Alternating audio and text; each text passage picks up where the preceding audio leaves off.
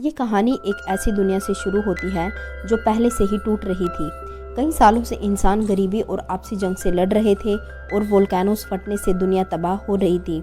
इन सारी चीज़ों से इंसानों ने खुद को बचा लिया और सरवाइव कर लिया, लेकिन फिर अचानक एक बहुत ही अजीब हमला हुआ।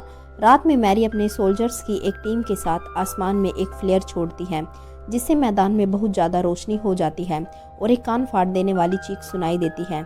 यह आवाज़ ब्रेकर्स की है, जो आकार में बहुत बड़े बड़े खतरनाक मॉन्स्टर हैं, जो दुनिया तबाह होने के बाद धरती को फाड़कर नीचे से निकल आए थे। और जैसे ही ये मॉन्स्टर हमला करते हैं तो मैरी अपनी टीम के साथ इन मॉन्स्टर से लड़ने लग जाती है। जिसके बाद हमें दिखाया जाता है कि कहानी यहाँ से सीधा 15 साल आगे चली जाती है। दुनिया पूरी तरह बदल चुकी है और मैरी अब भी जिंदा है, जो अपने पति और अपनी छोटी बेटी के साथ रह रही है। क्योंकि मैरी एक सोल्जर है जो अक्सर मिशन पर रहती है, इसलिए विला को पढ़ाने और सिखाने की जिम्मेदारी जॉन की है। जॉन इस समय विला को ब्रेकर्स के बारे में समझा रहा था। विला जॉन से पूछती है कि क्या ये एलियंस हैं। जॉन जवाब देता है कि नहीं, ये एलियंस नहीं है, ये हमेशा से ही ज़मीन के नीचे ही छुपे हुए थे और ज़मीन फटने की वजह से ये बाहर आ गए हैं। और जिस जगह के फटने से बाहर निकल कर आते हैं उस जगह का नाम दी स्टिच है। और जो अभी एटॉमिक हमले हुए हैं उनकी वजह से वो स्टिच टूट गई और ये बाहर आने लगे। और हम देखते हैं कि विला को भी इस ब्रेकर्स के बारे में जानने में कोई दिलचस्पी नहीं थी। वो अपने डैड को कहती है कि पापा, मुझे कोई हीरो की कहानी सुनाई। जॉन कहता है कि चलो कोडियक की कहानी सुनाते हैं। कोडियक एक मशहूर हीरो था जिसके बारे में कहा जाता है कि उसने अपनी कुल्हाड़ी के एक वार से 100 ब्रेकर्स को एक साथ मार दिया था। और जब मैरी भी घर आती है तो वो भी विला को बहुत सारी चीज़ों की कहानियाँ सुनाती है, जैसे फूलों की, जानवरों की और रंगों की। लेकिन इस तबाह हुई दुनिया में इन चीज़ों का नामो निशान नहीं बचा था। ये तीनों आपस में बातचीत कर ही रहे थे कि अचानक पूरी बिल्डिंग जोर से हिलने लगती है। बाहर मिलिट्री ट्रक्स आ जाते हैं और अनाउंस करते हैं कि सभी को यहाँ से तुरंत निकलना पड़ेगा, क्योंकि यहाँ पर भी ब्रेकर्स आ रहे हैं।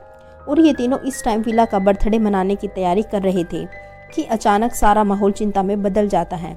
मैरी जल्दी से विला को गिफ्ट देती है और फिर वहाँ से चली जाती है। मैरी जब नीचे पहुंची तो मैरी को पता चलता है कि इस टाइम गवर्नमेंट ने बहुत ही हार्ड रूल बनाए हैं, जैसे कि सोल्जर्स को अलग गाड़ियों में जाना था और उनकी फैमिलीज को अलग। और अब मैरी सोल्जर्स के साथ चली जाती है और जॉन और विला बाकी लोगों के साथ चले जाते हैं। और रास्ते में चलते हुए एक आदमी जॉन के पुराने जख्म देखकर ये सोचता है कि जॉन इन्फेक्टेड है। इस दुनिया में यदि वो ब्रेकर्स इंसान को काट लेते थे तो वो इंसान भी अजीब से मॉन्स्टर में बदल जाता था और उसे इन्फेक्टेड कहा जाता था।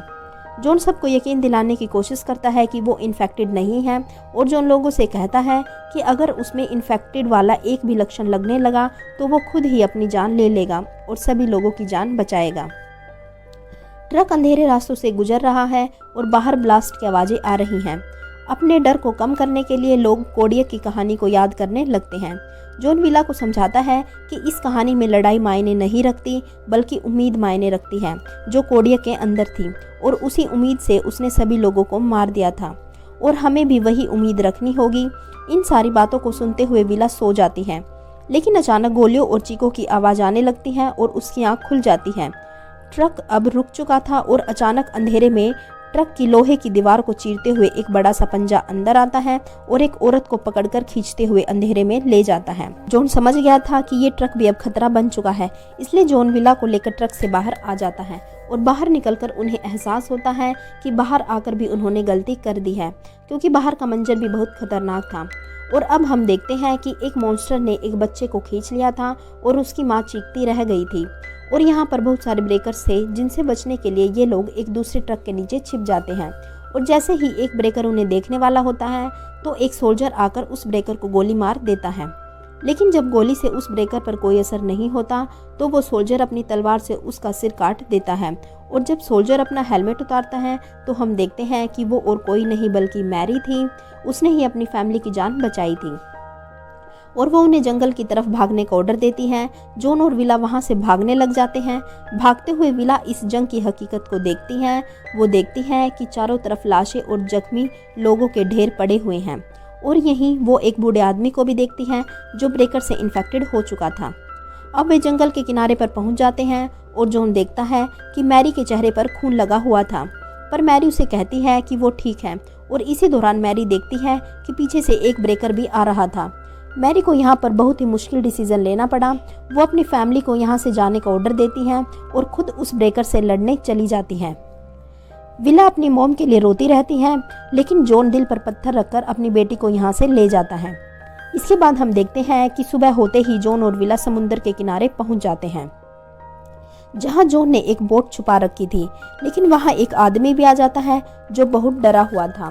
उसके पास एक बंदूक भी थी, जो दिखाते हुए वो जॉन से कहता है कि मैं भी तुम्हारे साथ इसी बोट में बैठूंगा। जॉन को पता था कि ये बोट 3 लोगों का वजन सहन नहीं कर पाएगी। जॉन बहाना बनाकर उस आदमी को अपने साथ दूर ले जाता है और अब हमें समझ में आ जाता है कि जॉन ने अपनी बेटी को बचाने के लिए उस आदमी को मार दिया था। वो अकेला वापस आता है और विला को लेकर समुद्र में निकल जाता है। वो एक आइलैंड पर पहुंच जाते हैं और यहाँ पर 1 साल गुजारते हैं।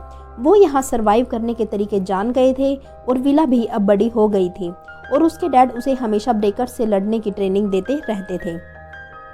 उन्होंने खुद जंगल की लकड़ियों से यहाँ पर एक ट्रेनिंग फील्ड बनाई थी।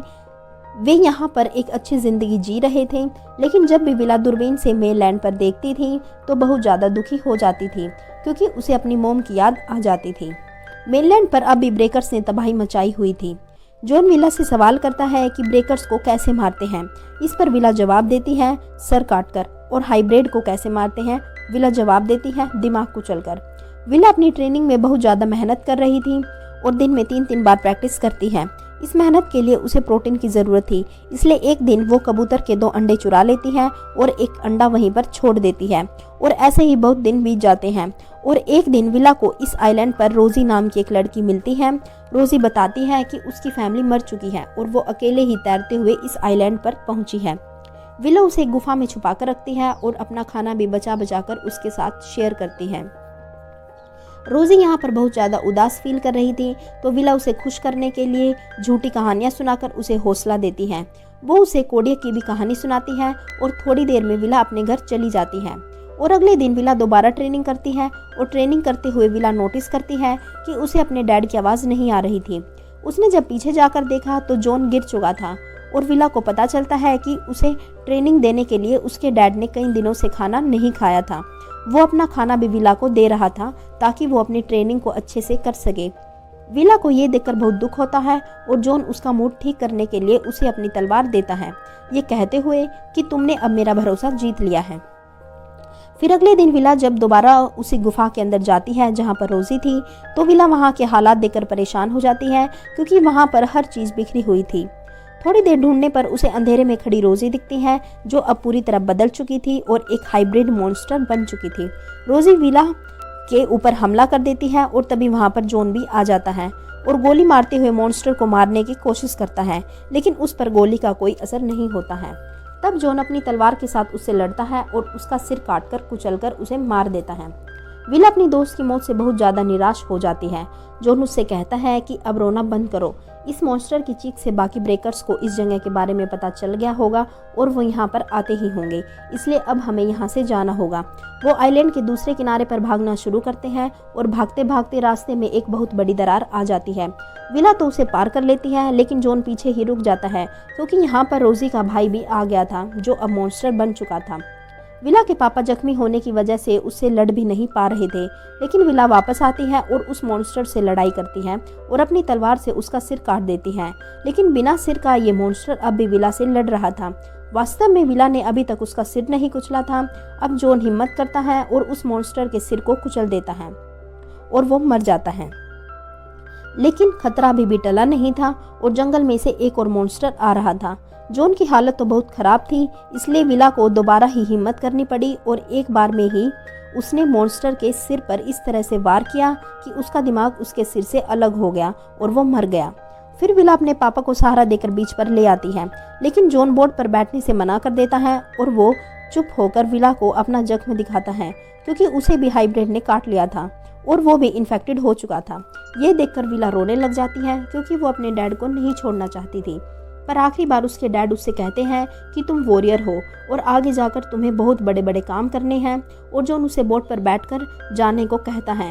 विला बोट को सरकाने की कोशिश करती है, लेकिन उससे बोट हिल भी नहीं पा रही थी। और पीछे हमें दिखाया जाता है कि जॉन बदलने लगा था और पूरी तरह मॉन्स्टर बन चुका था। अपने डैड से लड़ने के लिए विला तलवार उठा लेती है, लेकिन उसे इस बात का नहीं पता था कि उसके सामने एक नहीं बल्कि बहुत सारे मॉन्स्टर आ रहे हैं। और विला ये देखकर घबरा जाती है और वो सोचने लगी थी कि अब उसकी मृत्यु निश्चित है। लेकिन उसी दौरान हम देखते हैं कि समुंदर से 2 बोट्स पर सोल्जर बैठकर इन ब्रेकर से लड़ने आ रहे हैं और उनमें सबसे आगे मैरी थी जो विला की मोम थी। विला अपनी मोम को देखकर खुश हो जाती है। ये सभी लोग अब इन ब्रेकर से लड़ने के लिए तैयार थे और इन्हीं लोगों को दिखाते हुए ये फिल्म यहीं पर समाप्त हो जाती है। दोस्तों, अगर आपको मूवी की एक्सप्लेनेशन अच्छी लगी हो तो प्लीज़ हमारे चैनल को सब्सक्राइब करें और वीडियो को लाइक करें। आपके एक लाइक से हमारा हौसला बढ़ता है। धन्यवाद।